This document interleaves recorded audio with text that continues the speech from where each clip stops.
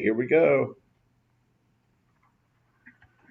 You can say something hurtful in 10 seconds, but 10 years later, those wounds are still there. Famous quote by the pastor named Joel Osteen. For me, it's been about 10 years now, but I still remember what a little girl said to me in the first grade. She would tell all the other little kids that she didn't want to play with me because my hair looked weird. And I know that may not sound like the worst thing ever, but to me, as a 7-year-old girl at the time who went to a predominantly Asian school and was the only black student in my grade, it just reminded me even more that I was different and unwanted. Some of you may have had similar experiences and with varying degrees, but just because it's common doesn't mean that it's okay.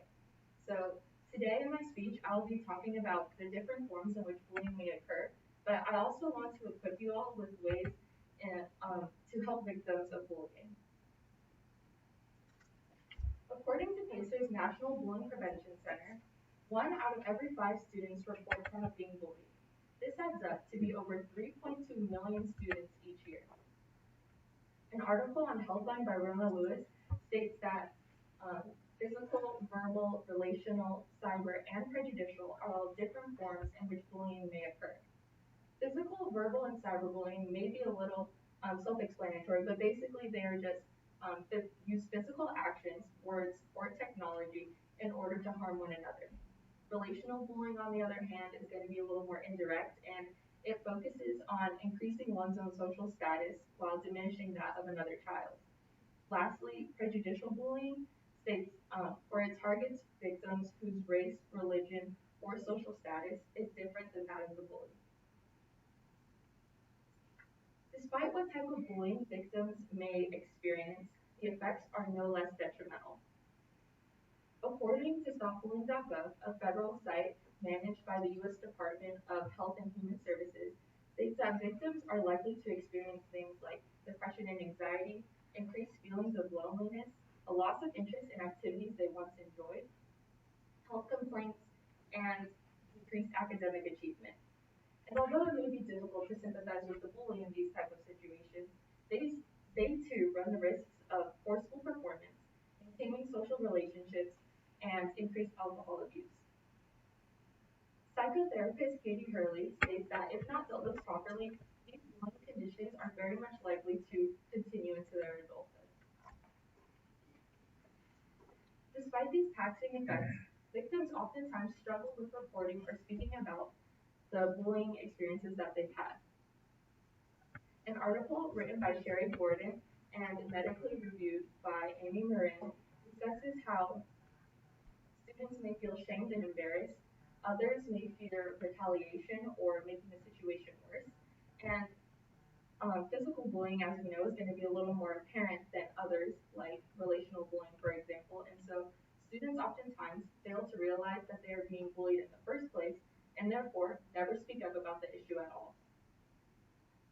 Ultimately, students, as they get older, they assume that adults won't really be of much help, and so instead they decide to tough it out and grow thick skin. If you ever find yourself in a situation of bullying, StopBullying.gov states that one of the most vital steps that you can take is to not only inform yourself on what bullying is and is not, but to also speak up and tell a trusted adult. Due to the influx of social media platforms over the years, cyberbullying has become more and more prevalent.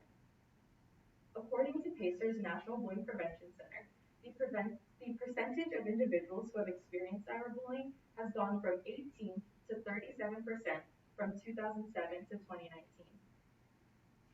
And in 2018, Pew Research Center found that 59% of teens have reported being harassed or bullied online. Healthline article by Rona Lewis and medically reviewed by Timothy Legg discusses how cyberbullies oftentimes hide behind anonymity, which makes it easier for them to post hateful speech without fear of any repercussions. Yik Yak, as some of us may know, is a social media platform that relaunched in August of 2021. Yik Yak allows its users to create and view discussion threads within a 5-mile radius while remaining completely anonymous. This added layer of obscurity empowers students to say hateful speech, which they may not feel comfortable saying to somebody else face to face. According to an article by Isabella Simonetti, UPAC shut down in 2017 after significant criticism for facilitating bullying and harassment. The company tried to address this issue by requiring a registration feature in the app and also took steps to prevent users from using the app while on high school and college campuses. Unfortunately, after failing to monetize after these adjustments, the app was later sold to another anonymous owner who once again removed the registration requirement. Apps like Yik Yak foster cyberbullying and hateful speech, and Newhouse professor of communication Ann Osborne said that by its very nature is not designed for meaningful discourse. Besides the victim and the perpetrator, there are oftentimes going to be a third party involved in these bullying situations, and that involves the bystander. The bystander has the potential to either positively or negatively impact the bullying situation at hand. Depending on how you choose to interact in these different situations, you may identify as a specific type of bystander. According to stopbullying.gov, you may either be an outsider, defender, reinforcer, or assistant. Reinforcers and assistants encompass those who encourage the bullying by either laughing or cheering or even joining in themselves. Outsiders will witness the situation and choose to do nothing at all, which may be just as harmful as the reinforcer or assistant. Defenders, on the other hand, are the ones who will intervene into these situations and offer their support to the victims.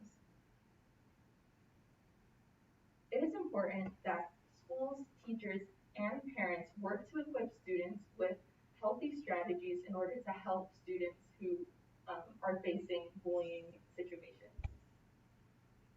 Prevention strategies include modeling pro-social behavior and befriending students who may feel as though that they are targets of bullying. Intervention strategies may include intervening as a group, changing the subject, or questioning the bullying behavior at hand. Bystanders can also make an impact after the situation has already happened by reaching out to the victim personally and expressing your support or concern. You can either report the bullying or even reach out to the bully themselves if feeling safe to do so. The policies I'd like to propose will help all of us become more positively active bystanders. PACER's National Bullying Prevention Center offers practical ways in which we can all get involved. Some ways that I think we can work to promote bullying prevention in effective ways is through donating, being a peer advocate, and taking a pledge to help create a world without bullying. As peer advocates, it is our job to look out for those who may be bullied or feeling isolated, and instead help them feel more included and protected from harm. The pledge states that you will support others who have been hurt or harmed, treat others with kindness, be more accepting of people's differences, and help include those who are left out. By taking the pledge, you are making a public and active decision to show your support. Lastly, you can donate to the Stomp Out Bullying Foundation, which is the largest anti-bullying and cyberbullying organization in America and beyond. By donating, you are helping victims gain the resources that they direly need. In conclusion, bullying can happen through various different ways, which may not always be apparent, yet millions of students are affected nationwide. Although you may not be the one instigating the bullying yourselves, the way in which we engage in these situations as bystanders speaks volumes as well. We must strive to despise complacency and neutrality, and instead work to do things like taking the pledge, becoming a peer advocate, or donating to these anti-bullying foundations.